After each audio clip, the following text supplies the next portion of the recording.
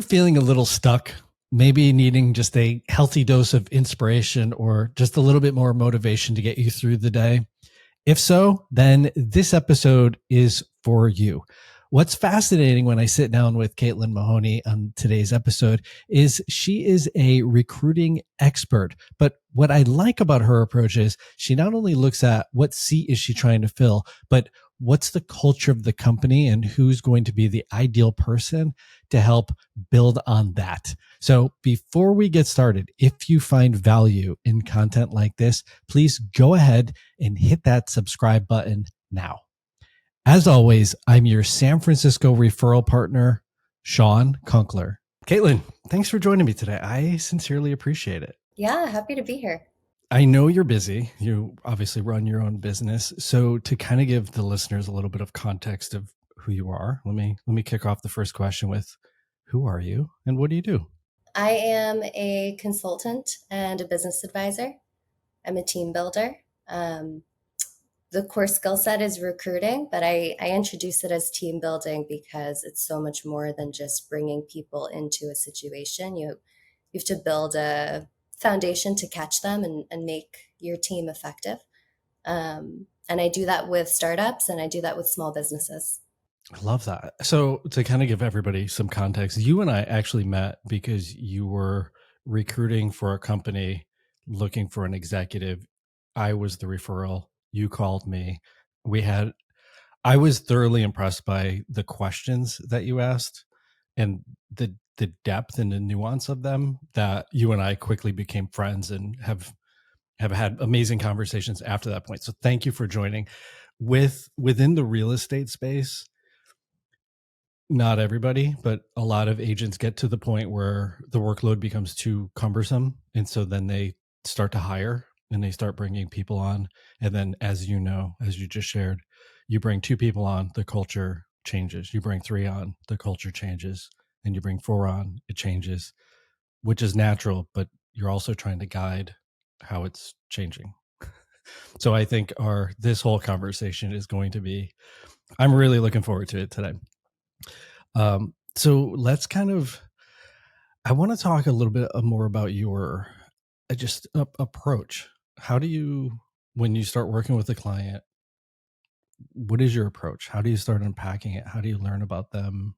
Yeah, I think that very first phase in the beginning is uber important to setting up the relationship for success. So from the outset, usually what I'll do is, maybe I've had a couple of sales calls with a founder. We sign a contract, we agree to work together. Oftentimes, even before that point, I want to talk to their team and make sure that the baseline is a healthy ecosystem. Because while I can help a lot, there's only so much someone coming in from the outside can do. So a huge part of it is understanding what the baseline is and making sure that I'm partnering myself in support with individuals who want to grow and evolve and have the capability and the attitude and mindset to do that. And that tends to then introduce or segue to getting started with a very inquisitive kind of process for everyone involved. So I'll meet with everyone on their team. I'll try and understand, there's an organization level culture, but maybe the engineering team has a mini culture within that, or the sales team has a mini culture within that. Because when you're hiring, you're never just looking for a list of skills. You're looking for a cohesive fit, and you're looking for individuals that are going to bring things to the table you don't have right now. So we're talking about cultural contribution and alignment as opposed to culture fit. If you're hiring the right people and they're really intelligent and they're driven, I personally find I'm almost less inclined to look for the specific set of skills rather than what's their attitude towards the work, or what's their attitude towards overcoming challenges or collaborating with others. Because to your point, there's a different layer of fit, opposed to just being like, they can have an amazing, salespeople are notorious for this. They can have an amazing set of skills of selling, but they can also have a toxic ego that erodes everyone around them. And so it's sure they're an amazing performer and of course they're going to turn the business around, but they're a cancer. They're going to consume and cannibalize something else. So it's an interesting approach that you take to kind of, as a third party, I can see where it's advantageous. You can kind of like step back and kind of look at it. Do you find, because you mentioned working with startups tend to be very heavy handed with a founder? And do you find that there tends to be, I don't want to say conflict, but challenges with either the founder's idea versus reality? Um, or like, do you ever find there's a disconnect? Because typically with startups, they're growing at a rapid pace. They're trying to scale up. Do you find there's a disconnect? And then I guess like what's the challenge within that if there is? A great like reference point I came across one time was it's talking about personality types within founders, and it basically described a founder as a tiger. Um, and the idea was, you need certain very dominant, forceful character traits to make something out of nothing. But those same character traits can become counterproductive if you don't adjust as your organization scales. Um, so the example was, you can't if you took a house cat to the circus, it would not be an exciting attraction, right? But you can't take a wild tiger and put them in the circus. You need a tamed tiger. So founders have to learn to tame themselves, where they keep those raw ingredients that make them able to do what they're doing, but also learn where they're getting in their own way. And that is honestly a lot of the value that I can bring to those, one-on-one conversations or weekly check-ins, is providing an outside perspective where I've seen this before with many founders and help to diagnose what's working versus what's not. So you're a therapist, basically, is what I'm hearing. Yeah. Yeah, I ask questions that get me people's life stories like in the grocery store. It just happens. Yeah, as I shared in the beginning, you asked just really inquisitive, just questions that really made me pause and really think about how to answer them. Because I've obviously talked to recruiters throughout my entire life, and they're usually like a scripted set of questions, and yours didn't feel that way. Um, but to go back to your point about basically CEOs being Pavlov's dog, is we have a behavior, we get rewarded for it, we do more of that behavior, we get more reward, and it just keeps reinforcing this cycle. It is really challenging because, for example, if you're in meetings and you're giving bullet point answers all the time, when you have a heart to heart conversation with, say, a loved one, they don't want bullet points. You need to shift. You need to empathetically actually hear them, and they don't maybe want the solution. They just maybe want to be heard. So it's a challenge. I know from running my own team and businesses in the past, it is really hard to kind of step back and evaluate who do I actually need to be in this situation to get that outcome that I'm working towards. That's a great topic to dive into because, yes, there's context switching in between spending time at your company and spending time with your family or your loved ones. But if you're having a one on one with one of your direct reports or your partners, for example, you don't need to wear the CEO hat every time. Sometimes you're actually better off putting on, a coach or a colleague hat. Um, Otherwise, it can become, one dimensional, or your team is feeling intimidated, or they can't bring problems to you or try out new ideas. So you want to create a safe space. I've had that happen. And it's hard. And I applaud my team for saying, "Hey, we're not able to approach you with our stuff because I'm reacting in a way that I've been rewarded for in the past, and I had to step back and change." Which is that's ultimately that's growth, is just recognizing these things, which is really really hard. But then trying to have a culture where it's okay to have hard conversations with people for the greater good of whatever that thing you're working towards for the company ultimately. When you first reached out to me, you offered the opportunity for me to take the lead on more of the questioning, which I I know, and applaud. I can't. A little bit of giving up control, right? So, with full respect for your process, I'm excited to hear what topics you want to get into. Um, there's also some really meaty stuff we can talk about if you're game. Yeah, it's really funny. Speaking of, and I mean, if anybody's listening right now, they just witnessed firsthand my challenge of I immediately took lead. I immediately started the process. But you and I had the conversation of, hey, I would love to have you fire some questions just because you have such a beautiful way of approaching things. And immediately I went into my mode and didn't step back and recognize. So thank you for calling me out. I honor you for that. Where do you want to begin? I want to begin all the way at the very beginning. How did you get into real estate in the first place? I Forrest Gumped my way into it.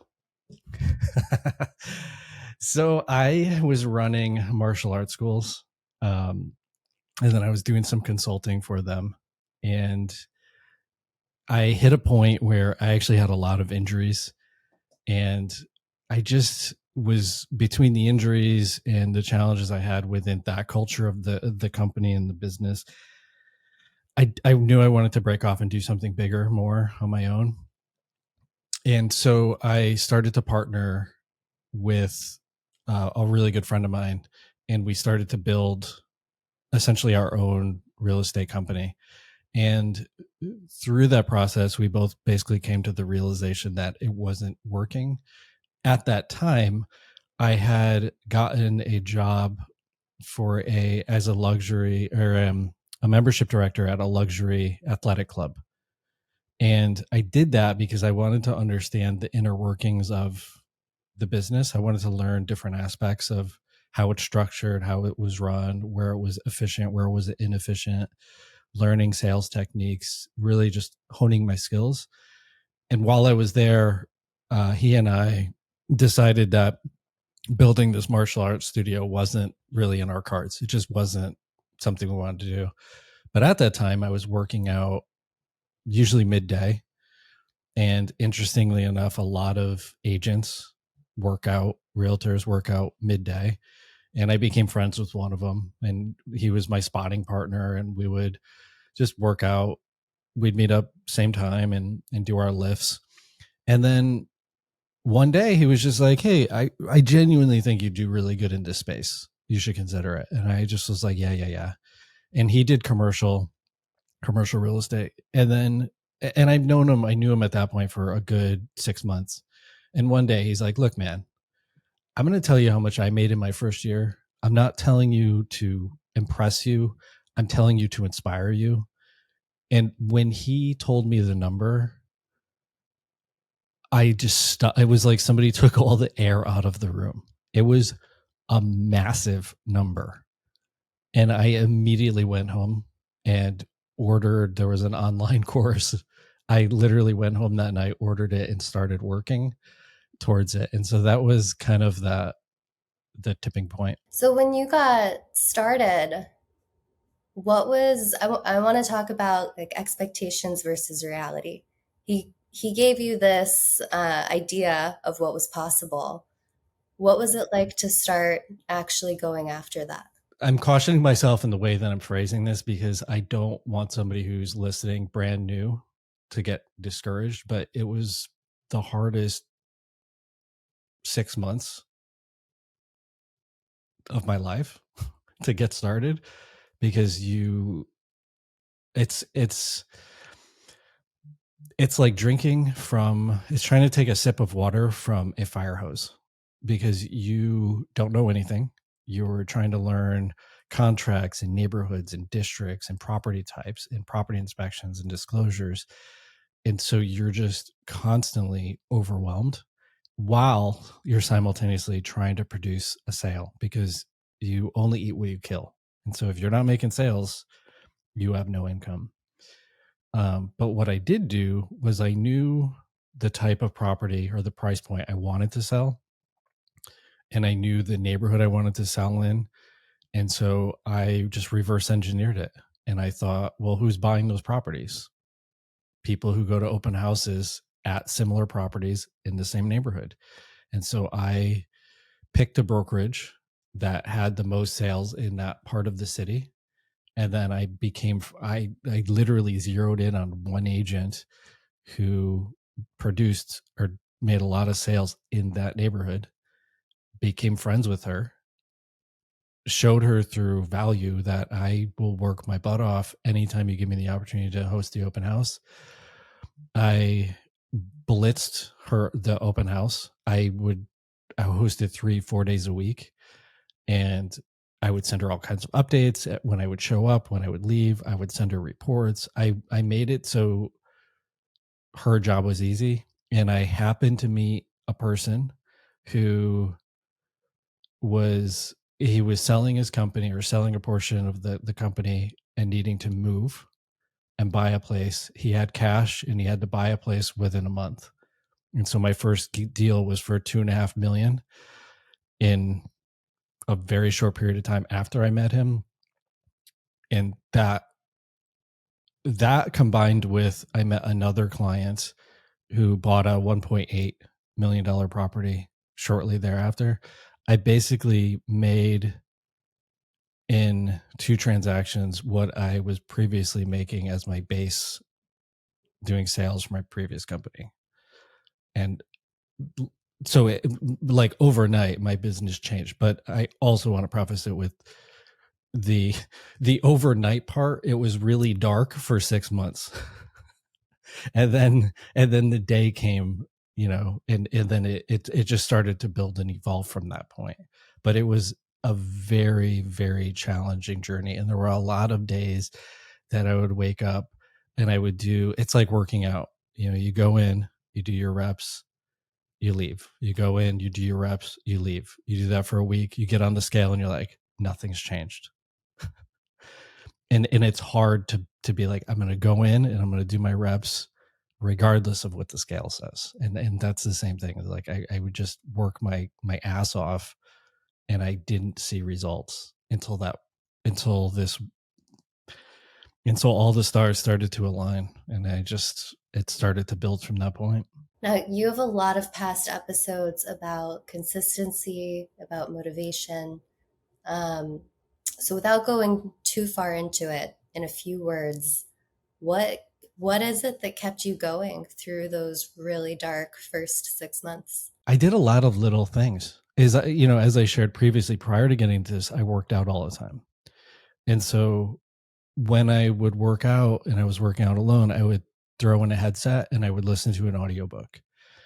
Um, I listened to a ton of um, Les Brown, Tony Robbins, Brian Tracy. I my philosophy was just keep filling my head with positive, motivational, inspirational things, and hopefully it'll come back out of me. And so the consistency came from anytime I was in my car, I wouldn't listen to music, I would listen to something motivational, to nauseum, to the point where I would listen to the same tracks so many times that I can repeat it back verbatim. But I was in such a it was such a hard and dark place that, I mean, to give you some context, at the time my car was like on the fritz, and like I had every engine light on. I was on the freeway, a rock kicked up, cracked my windshield. Like in the same weird time frame, my driver's window stopped rolling down. I was like, what? Why is all this like crazy bad stuff happening to me? And then I wound up having to borrow money from a really good friend of mine just to basically make ends. And like it was dark. And so I did everything and anything I possibly could to keep myself positive. Yeah, and why, right? Like, was it a belief, if this other guy did it, I can do it too? Like, why would you even try to motivate yourself through something like that? There was a movie. I don't even remember the movie. I think it was an Anthony Hopkins movie, but he said in the movie, "What one man can do, another can do," and that was my mantra. And I would see these agents driving up to a property in a Maserati, and I would say to myself, I wasn't jealous, I wasn't envious, I was inspired, and I would say, "What one person can do, another can do." Like, thank you for showing me. That's the path. I'm going to take it. And so, yeah, I had that $2.5 million buyer. I literally would get to the property 20 minutes early, hide around the corner, park, and then walk over. And then after we're done showing the property, he would get in his car and I'd be standing there awkwardly, and he'd be like, "Oh, like, are you going to your car?" And I'd be like, "No, no, I just called an Uber. You take off though." And then he would leave, and I would walk to my car because I was embarrassed. Like, it was that I was on the struggle bus. So that was my mantra. That was my I had it. I'm notorious for I have sticky notes everywhere on my computer, on my monitor, but I had that one. What one person can do, another can do. I had that for a long time. In my gym, I currently have the motivational poster I have. If you go on Instagram, those days when you're tired, injured, sore, whatever it is, there's a flag. It's a huge flag. It says, "No one cares. Work harder." It's just show up, do the work. That's real though, because like help is not coming. You have to No make one's coming to save you. yeah.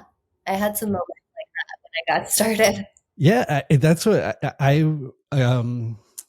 what's the movie? Chris Gardner, In Pursuit of Happiness. It's a true story. But his mom would tell him, "Calvary's not coming. No one's coming to save you." And so my not victim mentality, but I got myself into this. It's my obligation and duty to get myself out of this. A really helpful one for me. And the backstory on this might be fabricated. Someone told me. Anyway, the expression is the only way out is through. And apparently it originated, World War II. Some set of forces was on the other side in enemy lines, and the only way to get back to their side was to go through the enemy. And they were like totally under resourced, fewer men, fewer everything. But they did it, and it was part of the tide turning, or so the story went. Do you want the real quote? Yeah, tell me. If you're going through hell, keep going, I like that. Okay. because on the other side of it is heaven. That's where you want to be. And aren't you glad you did? I'm amazingly happy. It's not to get all woo woo, but in the moment when the whole gym concept was collapsing around me, I perceived it as a failure, but it was an outcome, and it was an outcome I didn't desire. And it was setting me up for the next thing, because I had all those sales skills I developed, all those relationships, working at a luxury health club. I'm around CEOs, executives of across the street was Levi's. Williams Sonoma was right there. I had like Mark Benioff of Salesforce would come, and like you just like ran into all of these people all of the time. And so I got really comfortable being around all different types of people of all different levels of success. I really honed and refined my sales skills, and they applied perfectly into this new world. Wow. It's so cool how the dots connect.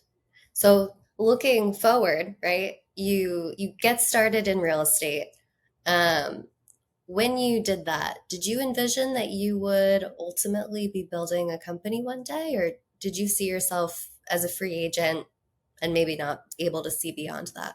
No, I always saw myself building something. I come from a long line of entrepreneurs. My my father owned a company for 40 years. He started his third company when I was like 5. So I literally grew up in with him running a company. So I saw it all the time. My uncle had a company. My grandmother had a couple. My mom had one for a brief moment. So yeah, I mean, I think it was just like, it wasn't even a thought. It was just a natural, for me, it was just a natural progression. Um, and then it was just a matter of getting there. What I did, which I find I had an unfair advantage. I feel like I was very lucky. I had always a very challenging relationship with my dad. And when I got into this business, I wanted to change and shift that. And so I called him one day and I was like, hey, listen, I'm building this business. You built businesses, you're retired. I would love to set up a call for 60 minutes on Fridays. We set up a time. It was a standing appointment. And I was like, we're only going to talk about business. I'm going to ask questions and you're going to answer. We're not talking about like our personal lives, any family drama, nothing. And he was like, done, deal. And it was the best mentoring I ever had in my life, hands down. Tell me more about that. Like, what made it so good? Were there specific pivot points you can look back on, or was it like a worldview kind of thing? Not dissimilar from the podcast, is I would have an idea of where I wanted to go with the conversation. And I knew some of the things. I remember asking him when I was starting my business and contemplating hiring and strategy. I said, who were the first three people you hired and why? And then he told me, and I said, would you do it again? And then he told me, and what would you change? What would you do different next time? If you were to start today, what would you do? And I literally would just write. I had a notebook and I would just write it down. So I don't think it was any one in particular thing, but I do find what was interesting, and this is more on a personal level, is his company went through multiple recessions. 40 years of business, you go through a lot of seasons. And when he was like in the 80s, when interest rates were 17, 18%, the whole economy was like crashing and burning. And he had to lay off people and reorganize. But then relay that to my life is, oh, that's why the family structure was the way it was at that time. Like those were the stressors he was dealing with. So it actually allowed me to be a little bit more empathetic to what was what was happening in my personal life as he was building the business, while I'm again learning how to financially structure my business to insulate myself from these storms. So it was an interesting, on multiple levels. It was an interesting experience. Is your dad still around? hmm Yeah, he lives in Florida, travels a ton. He's on a cruise ship pretty much every other week these days. What a life. Wow. Yeah, yeah, he worked his tail off. So I'm glad he's able to basically do what he wants. What are some non negotiables for you as far as the type of leader that you don't want to be? The first thing that really came to mind for me was a fear-based leader. Whereas you walk into a room and everybody is the room goes silent and everybody's like waiting for a shoe to drop. I don't think you get the best out of people. I don't think you get the best out of anything like that, or yourself. I mean, I think you ultimately, it's not a happy life. Sure, you may reach goals and things of that nature, but I don't know if it's like a satisfying. um I, I a non-negotiable, I would say, as a leader is when one person's winning and no one else is. That's the opposite of what I want to be. My Actually, it's baked into our team's, our company mission is a rising tide lifts all ships. So I have a deep rooted philosophy where for us to be successful, we all have to be successful. So I would say that's the root of non-negotiable. How do you make that more than just a mission statement? Like, is it baked into your incentives, the way your team's compensation is structured, or are there, I don't know, practices or habits that you all instill together? to make sure that's real and, again, not just words on your website? Yeah, I think that's always for any company. That's the absolute hardest. The thing that I had a business coach outside of my father who, through the evolution of the conversation her and I had, um, she was the the type A dictator type leader in her company, and she realized that she had no buy-in, and then she realized the changes she needed to make and shared those with me. And I realized that, again, if you don't have the buy-in, if they're just words on a wall as people walk by, you don't get the buy-in. And so the way that I started to work on it is sitting on my desk. I'm looking at them right now. I have, this is so weird, but my great uncle who passed away, they found a bunch of coins in his house, and I somehow got some, and I have five half dollars that sit on my desk, and I leave them all tails up at the beginning of the week. And what I work on doing, and it's hard, but when somebody on the team does something in the philosophy of the business, then I do my best to acknowledge, like, that is amazing. Like, thank you so much for doing X, Y, and Z in support of the business, in support of the philosophy. And then I basically flip over a coin. And similar to we talked about earlier, Pavlov's dog, people want positive reinforcement and positive acknowledgement. And so they receive it for when they do things that are in alignment with the culture of the company. And so hopefully they then do more of that. And then the other people observing are inspired to do more of that too. Do you find, so you're in a luxury market, and I've heard you say before, luxury is not a price point, it's an experience.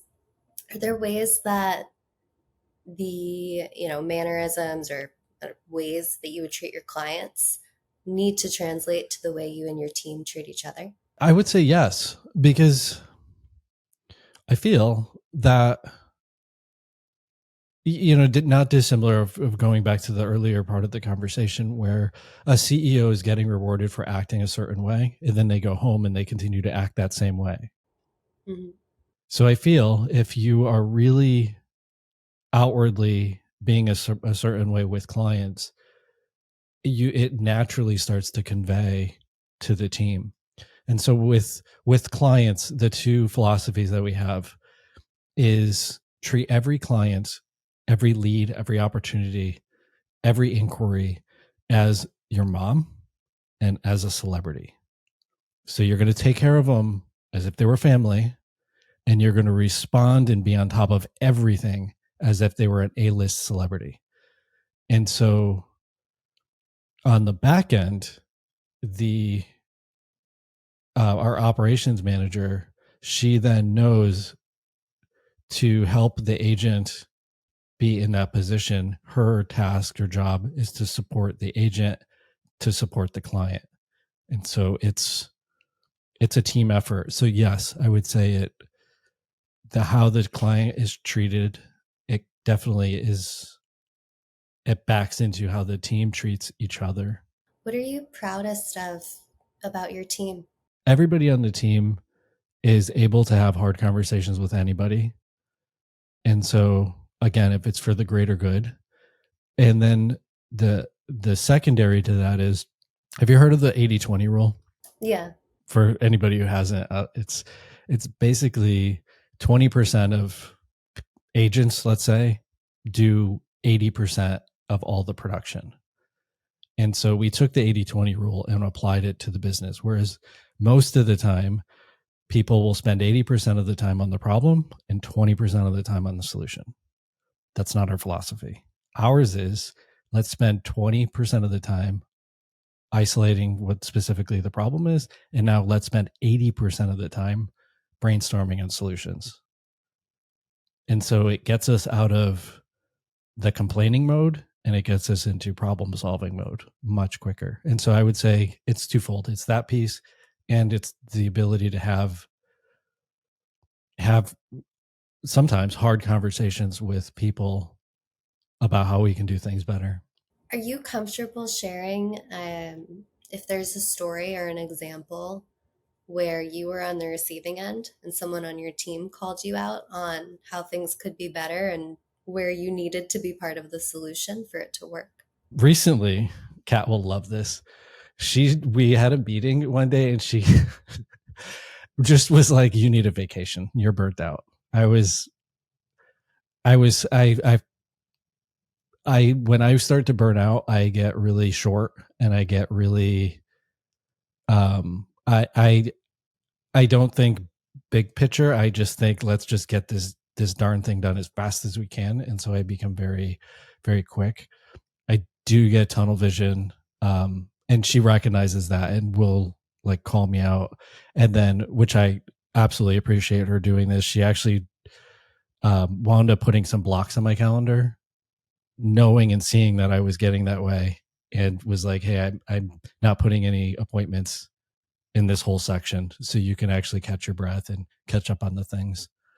And so I think if she didn't have the ability to feel comfortable and safe to say that to me, like, "Hey man, you're starting to lose it. Like, let's rein you back in." If she didn't, it would have just snowballed and gotten worse and worse. And I was in it, so I didn't see it. I was just running at full speed as I always do. Wow, it's good to have a cat. Amazing. Again, it's having I actually stole it. I read Ray Dalio's book, or I was listening to one of his podcasts. Ray Dalio is like a mega financial advisor who in like decades has never lost money. And if you just look at the recession graph, you're like, that's incredible. But he had his business philosophy is basically there's no sacred cows. Anybody can get called out at any time for anything when they have these open forum meetings. So the brand new associate can call out the CEO, and that's fair game. And so I think trying to have a safe space it's really hard, but I think it's also really healthy. Good stuff. I mean, that's what I said at the beginning. Team building is so much more than just bringing the right people in. You then have to create an environment where they can do their best work and be who you hired them to be for your business. It sounds like you've put a lot of really deliberate thought into doing that, if not perfectly all the time, because who does, but doing it and iterating as you go, which is the most important thing. Yeah, it's definitely hard. Not gonna lie. What's the next hill to climb for you? I would say it's actually this podcast is I started it originally just because, well, clearly I don't have enough to do with in a day or a week or a month. Um, but I did it partly because if you haven't picked up by now, I'm insanely curious and I love to learn. Though I was a horrible student in school, but I love to learn. And so I'm always super curious of what are other people doing and how are they doing it? Why they do it that way? What would they do different? And so I just have this very inquisitive approach to things. And so I started the podcast because I selfishly wanted to figure out how I can improve my business by learning from other amazing agents across the US. And so I would say this is my pet project, but I really enjoy it. And ultimately it's a marketing vehicle because in every business, if you're not marketing, especially if you're not on some sort of social media and you're not sharing your message, you're going to be dead in the water. No one, if somebody doesn't know you, they're not doing business with you. And so in my mind, how do you then provide value? Not just say I'm providing value, but how do I actually provide value for our agent community? And thus, when an opportunity arises and their clients are moving to San Francisco, they know so much about me that they know that agent knows right away if I'm going to be a good fit or my team's going to be a good fit or not. And if they are, then we obviously get that phone call. And so that's my big, that's the big thing, the nut I'm working to on to crack at this current time. And I'm really enjoying it. I'm enjoying this process. Yeah. I mean, conversations like this are a really special forum. It's not something you get to do or participate in every day. No. And we're usually so distracted. It's amazing that, well, one, I'm able to get on people's calendars like yours who are running their own business, incredibly busy, but I'm also tearing them away from their phone and TVs and radios and every distraction that we normally have in life. And I actually authentically am able to connect with these amazing people. And not only that, they will tell you incredible things about how they're doing it to succeed. And you can just literally pick up those things and apply them. It's a blessing. Well, so tell me this, right?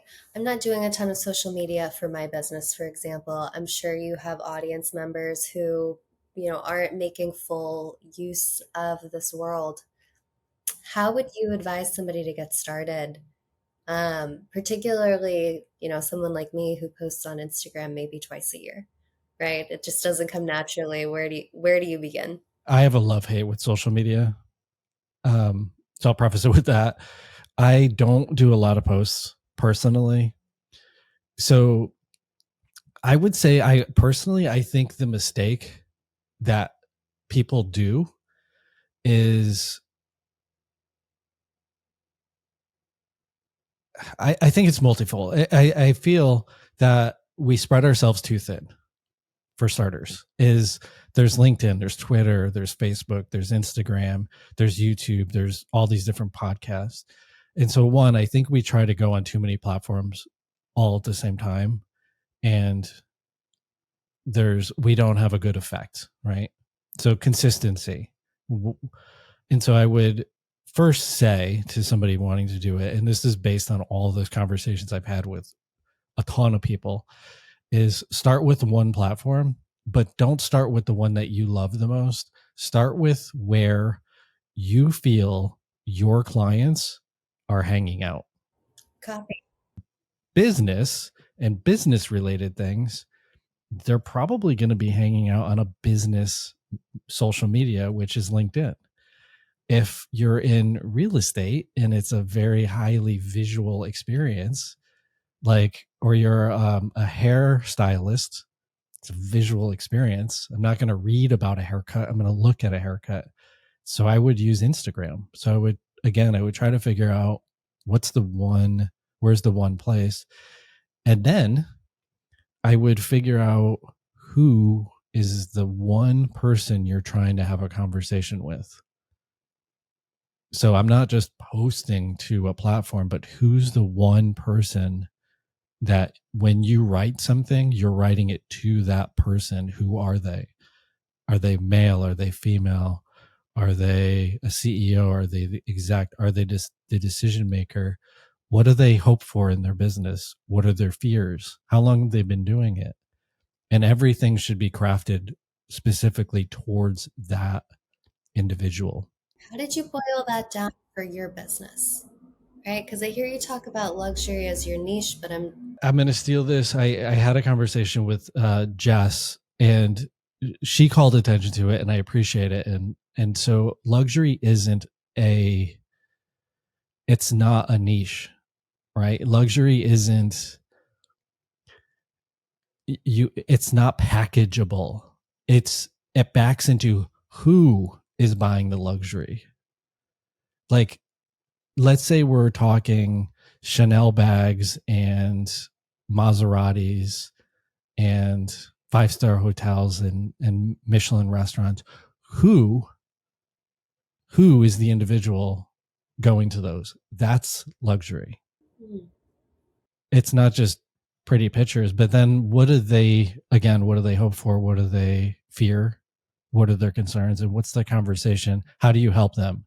And so then the value proposition, and value can be entertaining, right? You could just be purely entertaining. Like there's a random dentist I follow because he's funny. The value prop is he's funny. It makes me laugh. Do I care about crowns and fillings and all the no, but he's funny. So that's a value. So with, for example, to unpack Realtor 180, it's Realtor 180. So specifically real estate agents, 180 is turnaround. So people who want to turn around their business or go from down to up with their business. Where are you stuck? And then again, it's for me, it's building out my network. The value I'm providing is conversations with these other agents who are sharing their secrets to elevate our community as a whole. A rising tide lifts all ships. So how do I elevate all of us as agents? So that's how I approached it. And so our two primary vehicles are podcasts, so people can listen on the go, as I did, or you can sit down and watch the video if you have more time for that. But I will be 100% upfront and honest with my Instagram and all that. My personal is, I just don't post. It's not, I definitely struggle with it.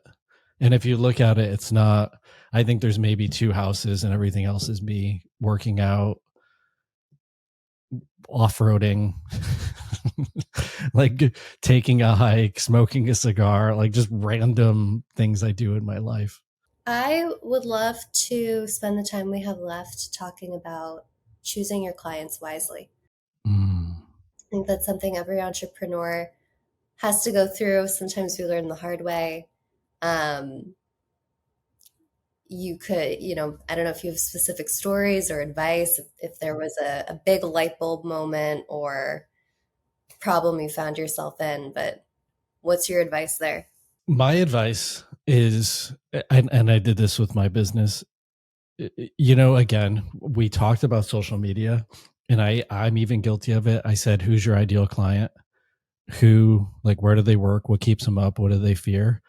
The other side of that, in equal proportion. So if you're writing 20 sentences about who they are, you should write 20 sentences about who they are not. And I honestly feel the clearer you get with who you're wanting to attract, the clearer that comes into focus, the clearer it needs to come into focus who you want to repel. And I feel the repelling part is actually more important than the attracting part, because we all have had 5 amazing clients, which you walk on sunshine when you're around them. You couldn't be happier. And then you have that one client who is so negative, they develop pictures when they're in the room. They suck the wind out of everything and don't work with them. And the other thing I would honestly say, and this is an opportunity that in my business, I don't know if it applies or how it would apply to your business. So the way it works in real estate is I can refer a client out to another agent. That agent facilitates the transaction. I, as the gifting agent, I receive a portion of that sale. So rather than me working with that lunatic agent, I find, or that lunatic client rather, I find an agent who can handle that personality type. And I call them up and say, I have a client for you. Do you want to take them on? And then I refer it out and I still get paid. So I would say, figure out a way to not work with those people. And it's really, really hard in the beginning when you're struggling to make ends meet. And I did it. I took on every client, and some of them were just complete nightmares. But my sanity really, my passion for the business and my enthusiasm for working with clients shifted tremendously when I drew a hard line in the sand of, this is who I will work with and this is who I will not work with. And that goes back to the culture inside the business. Is communication is king, and don't be afraid to have hard conversations. Be upfront and honest with people. And if you're not going to be a good fit for that client, don't waste their time. Just say, hey, I would love to work with you. I'm not taking on new clients right now. However, Mary Jo, I just talked to her and she does have an opening. I would love to make that introduction Hmm. and send them on their way. Get them off your plate. It's a great strategy. You mentioned something to me once that actually might be relevant here as a resource for anyone who's thinking this through, maybe for the first time, and that is the DISC profile test. It's called, it's DISC if you want to Google it. And it's all about work styles and relationship types that are likely to be easy versus challenging. Doesn't mean you have to run from every challenge, but it might help you as a listener potentially identify what type of behaviors are going to be kryptonite for you. Within each of the personalities, there's you can just look up the bullet points of how they are, and you'll quickly figure out, hopefully, which one you are, which one's the opposite of you. But in doing that, again, if there's four major personalities and you're speaking English to somebody who only speaks German, there's already a mismatch. And so essentially, it's teaching you to learn how to speak their language so you're heard on a better level. Because sometimes, let's say you get hired, for example, and you're working with the CEO who you absolutely love and adore, but you also have to sit down with the sales lead who you don't. You butt heads with. You still need to figure out how to elegantly communicate with them to get them to where you need them to go or to get the information out of them. And so it's beneficial in that scenario where, hey, they speak French. I'm going to adjust my language a little bit to speak French too, so we can get on the same page. And it completely changes the game because people feel heard, which 99% of the time, people just want to be heard. Yeah, I think it's so important to remember that if you are having a hard time working with someone, they are probably having a hard time understanding you, or they at least feel like something's off. Um, Taking that into account to try and meet halfway, sometimes that's all it takes, and you can work it out from there. Yeah, I mean, I from being in the sales seat, I find the DISC personality test was incredibly helpful. The other thing that I studied, there's a book called The Like Switch, Like, and it's written by a former FBI agent. And it's what are the physiological things you can do to make yourself more likable to other people? And when you're then walking into a room, what are some of the body postures and hand gestures and communication things that you can kind of tweak to come across as more likable and more approachable? I walk away from every conversation with you with another recommendation of something to check out. Last time it was disc, now it's what is it? The like switch. The like switch. I will check that out. Thank you so much. Of course. Well, this has been an amazing conversation. I really appreciate you flipping the script on me and calling me out in the beginning of taking lead when you were and should have and did. So thank you. I just sincerely appreciate your time, and this has been just such an incredible pleasure. Yeah, right back at ya. There's a little magic factor. I never know exactly where our conversations are going to lead, but it's always interesting. Thank you. I appreciate your time. Well, thanks for having me.